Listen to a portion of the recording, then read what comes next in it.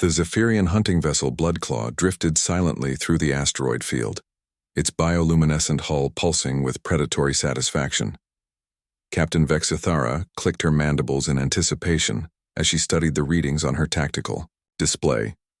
A small human cargo freighter, designation Lucky Strike, limped through space with failing engines and minimal defensive capabilities. Perfect prey. Signal them, Vexithara commanded, her voice a chittering rasp that made her crew's spinal ridges bristle with excitement. The Zephyrians had built their entire civilization on the hunt, their society structured around the simple principle that the strong devoured the weak. Humans, those soft, slow creatures from the outer rim, represented the easiest of targets. The communication array crackled to life, and a human face appeared on the main viewer. Male, middle-aged, with graying hair and tired eyes.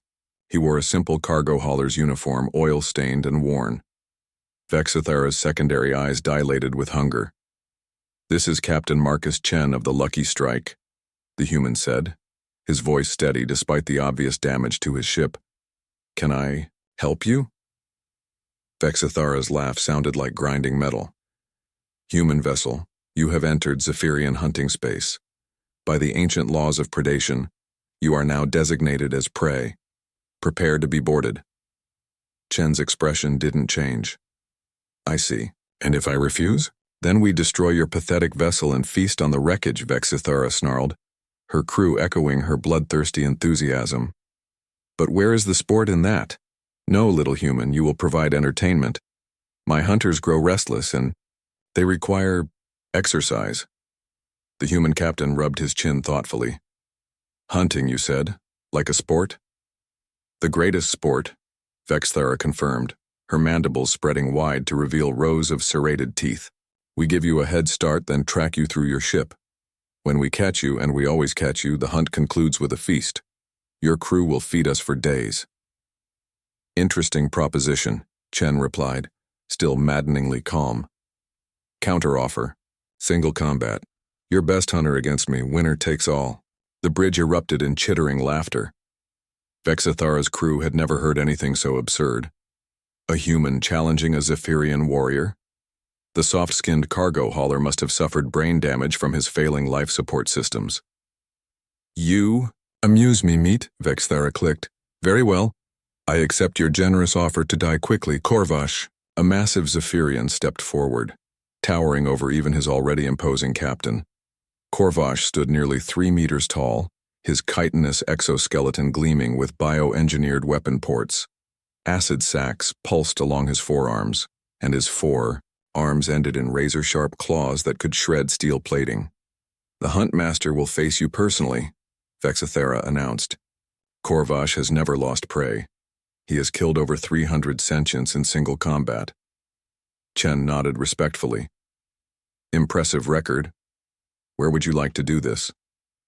"Your cargo bay. We board in 10 minutes. Try not to soil yourself before we arrive."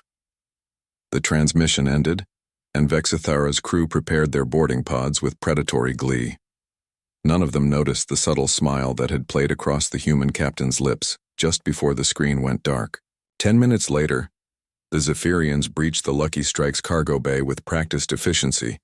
The space had been cleared, creating an impromptu arena surrounded by shipping containers. Captain Chen waited in the center, wearing nothing but a simple jumpsuit and work boots.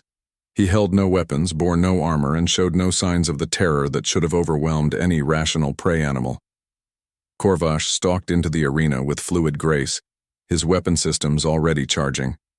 Bioluminescent threat displays rippled across his carapace as he sized up his opponent. The human stood barely 2 meters tall, his soft pink flesh protected by nothing more than synthetic fabric. This would be over in seconds. "Any last words, prey?" Korvash growled in accented standard. Chen stretched his shoulders and rolled, his neck, joints popping audibly. "Yeah, actually, you might want to know that I'm not really a cargo hauler." Vexithara's mandibles clicked impatiently. "Then what are you, soft one?" The human's expression shifted and something cold flickered behind his eyes. "I'm a retired Marine sergeant, Force Recon, 27 years of service. most of it in xenobiology threat assessment. Korvash paused mid-stalk. Xenobiology? The study of how to kill alien predators efficiently, Chen explained conversationally. Fascinating field. For instance, did you know that Zephyrian weapon systems require a 3-second charging cycle before they can fire? Or that your acid sacs are actually your most vulnerable point?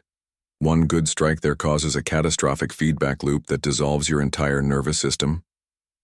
The Huntmaster's bioluminescent displays flickered uncertainly. This wasn't how prey was supposed to behave. Most interesting fact about your species, Chen continued, now moving with subtle purpose, is that for all your natural weapons and impressive size, you've never actually fought a persistence hunter before. A what? Vexithara demanded. Chen smiled, and every Zephyrian in the cargo bay suddenly felt their predatory instincts screaming warnings. Humans are pursuit predators. We don't ambush or overwhelm our targets. We chase them until they collapse from exhaustion, then we move in for the kill. We're basically the galactic equivalent of horror movie monsters. Korvash lunged forward with all 4 arms extended, claws gleaming and weapon ports glowing. Chen didn't dodge.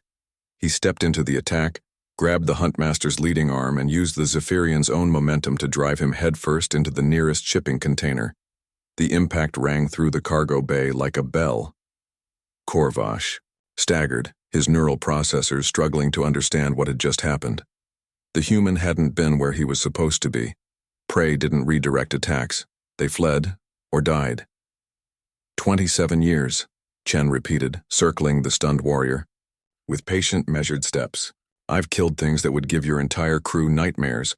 Hive queens, void stalkers, dimensional parasites. You know what they all had in common? Korvash swiped desperately with his secondary arms, but the human flowed around the attacks. Like water, each movement precise and economical. Chen grabbed one of the Huntmaster's weapon-tipped appendages and struck the acid sac with clinical accuracy.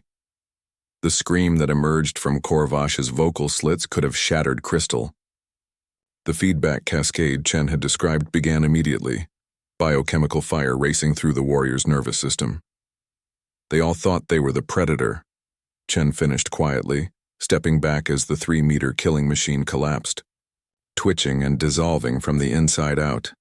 The cargo bay fell silent except for the soft hiss of failing biosystems. Captain Vexithara stared at the dissolving remains of her Huntmaster, then at the human who stood calmly over the corpse. Chen wasn't even breathing hard. Winner takes all, I believe you said? Chen looked up at the boarding party, and Vexithara finally understood why humans had earned such fearsome reputations in the darker corners of the galaxy. They weren't prey. They had never been prey. The Bloodclaw is now under human authority, Chen announced, his voice carrying the weight of absolute certainty. You can surrender and live as prisoners, or you can continue thinking you're apex predators. Your choice. Vexithara clicked her mandibles once, then slowly placed her weapons on the deck. Sometimes, she reflected, the hunt chose its own outcome, and sometimes the prey hunted back.